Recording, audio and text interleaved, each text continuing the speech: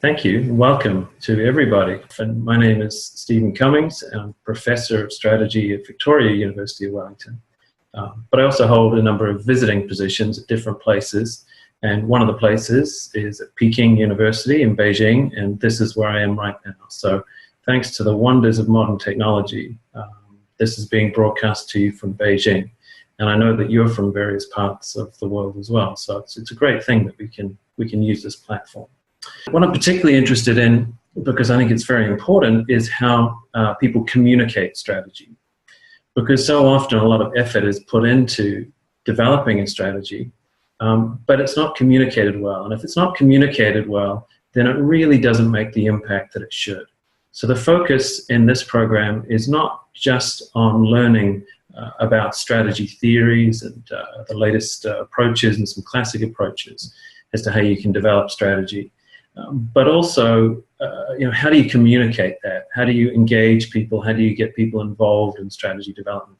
So the first thing that I want to do, and the first way that I want to get you involved and to get you typing in the comments section there, is if you can just think for a moment about what organization it is that you want to focus on.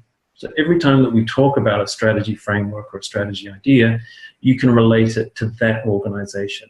If all you do is read about case studies on Google and Apple and Uber and sort of famous companies, sometimes it doesn't really stick. So it's good that you've chosen something that is dear to you, that you have an interest in. And I think by doing that, it'll make it much easier to remember this stuff when the class is finished. And so what I'm going to do now is I'm going to share my screen. What this will do is it'll bring up a document camera. So it's this thing here. You can see my hand on at the moment. You've all got a copy of this book now. The book is designed for people to write on it. So the book is really a workbook. And as I said earlier, often when we teach strategy, we tend to use textbooks that seem quite disconnected from reality. What we really want you to do is to get drawing this stuff and to get thinking about it, and I'll explain why.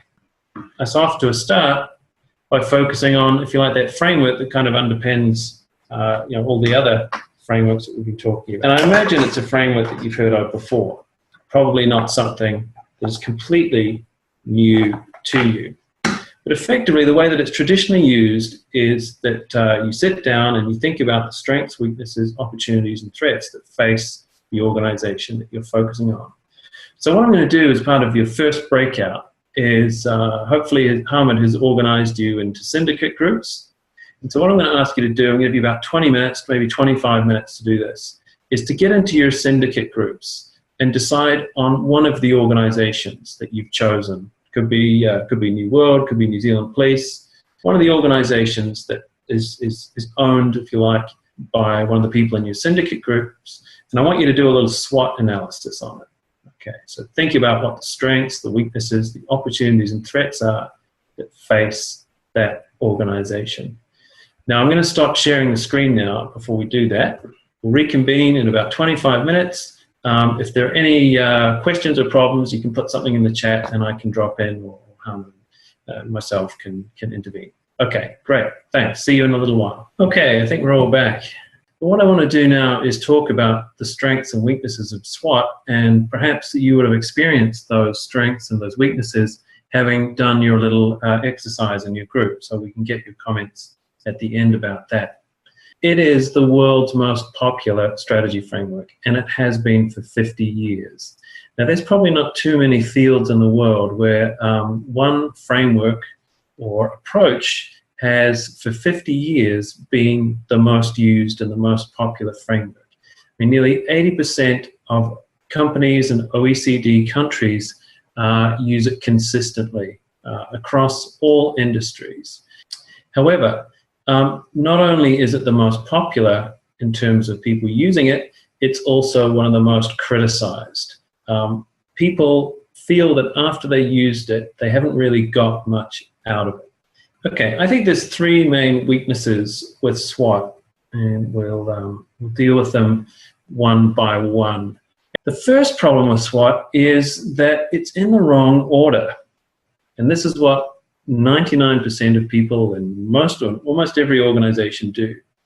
First, they think of the strengths, then they think of the weaknesses, then they think of the opportunities, then they think of threats. Now, that makes sense because that's the order in which the framework is presented. Of course, when you think about it, there's a problem in that when you're developing a strategy, because it's very hard to know what strengths and weaknesses are unless you've first figured out what the key opportunities and threats are that you face.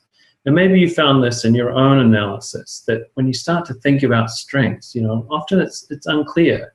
And is being big, a big organization, is it a strength or a weakness? Well, unless you know what the opportunities and threats are, you probably think it's both.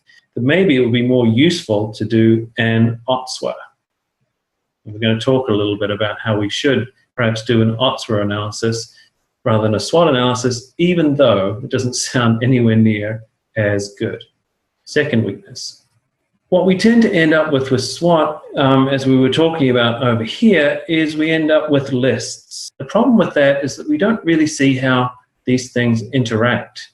Thirdly, third problem with SWOT, and I think this is why people find it disappointing in terms of it actually leading to something that you can implement, something that you can do, is that SWOT doesn't actually point anywhere. It's not aimed towards anything. And I think this is one of the main reasons why people find it disappointing. So there are these three main weaknesses with SWOT, and I would imagine that in doing your little group analysis that you might have experienced these as well. However, SWOT has one amazing strength, and that is the fact that it's so easy to remember and everybody knows it. It's only one strength, but it's a big one. You walk into every organization and everybody knows it. And there's a lot to be said for that. If you go in and try and teach people a whole new language, then that's going to take a lot of time and energy and probably going to lead to confusion. So in this course, this is what we do. The overarching framework of all of the frameworks that we look at is based on SWOT. But we're going to do it in such a way that overcomes those weaknesses. The first thing is to address the fact that it's in the wrong order. So at the start, we can begin by saying, well, let's focus on OTSWA rather than strengths. Let's think about opportunities and threats first.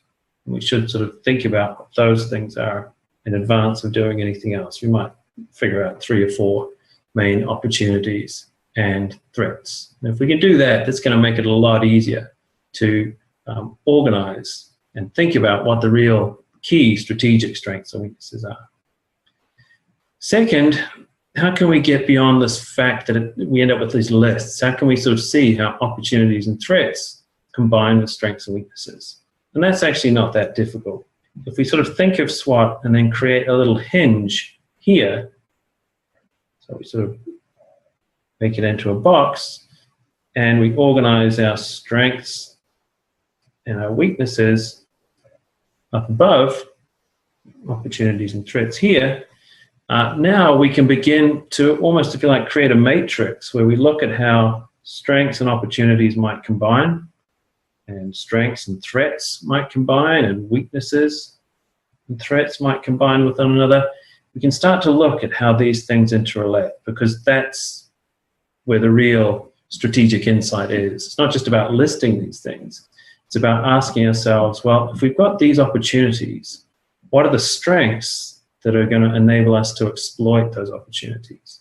Or what are the weaknesses that are going to make it difficult for us to take advantage of those opportunities? Or, if there are these threats, do we have the strengths to overcome those threats? When we put those two together, we look at how they interact. Or if we've got a sort of a very difficult situation where the threats, really play into our weaknesses, and so they're very, very difficult things for us to overcome. So we need to think smartly about how maybe we can address those weaknesses. The third one is a bit of an issue for us. I mean, SWOT doesn't point anywhere. And I think really what we need to do at the outset of any strategy analysis, we can do it, it's not too difficult, is to actually figure out where it is that we want these combinations of strengths weaknesses, opportunities, and threats to aim towards. And I think what is very, very important in any organization, and I'll get you to do this for homework, but every organization's strategy needs to be pointed towards somewhere. And I think the most effective thing that it should be pointing towards, and it's explained in the book, is some idea of what winning looks like. I think the best expression of what a strategy does is that it should help an organization to win. Winning could mean anything.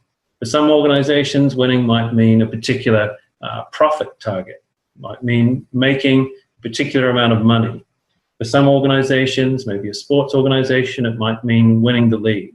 For a social sports team, winning might just be everybody getting together and having a great time. For a community group, winning could be serving the community in the best way that you can with the resources that you have. But often the problem with SWOT is that people rush into a SWOT analysis without first figuring out what it is that constitutes a win for the organization. What is this all aiming towards? What are we trying to achieve? So one of the things that I'm going to get you to do for homework is to think about the organization that you're looking at and ask yourself, well, what is, if we were to define what a winning statement is, or a vision of winning, if you like, and we would put it up here, what would it be? Just something brief that we can kind of aim what we're doing towards.